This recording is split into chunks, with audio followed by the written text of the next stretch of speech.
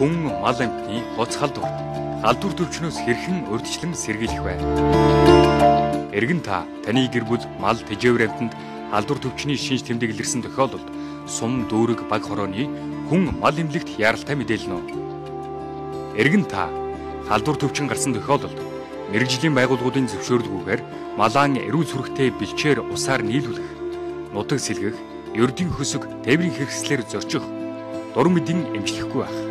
Мал эмнэлэг мэргэжлийн хяналтын байгууллагын зөвшөөрлгүйгээр мал амьтны гаралтай төвхийд бүтээгдэхүүнийг хүнсэнд хэрэглэх, малын тэжээл бэлтгэх, тээвэрлэхгүй байх. Өвчтөе мал амьтан байсан хашаа, байр, тоног хэрэгслийг халдваргүй жүлэлгүйгээр авах үед хэрэглэх. Мал эмнэлэг хяналтын ажилтны зөвшөөрлгүйгээр гадны хүн оруулахгүй байх.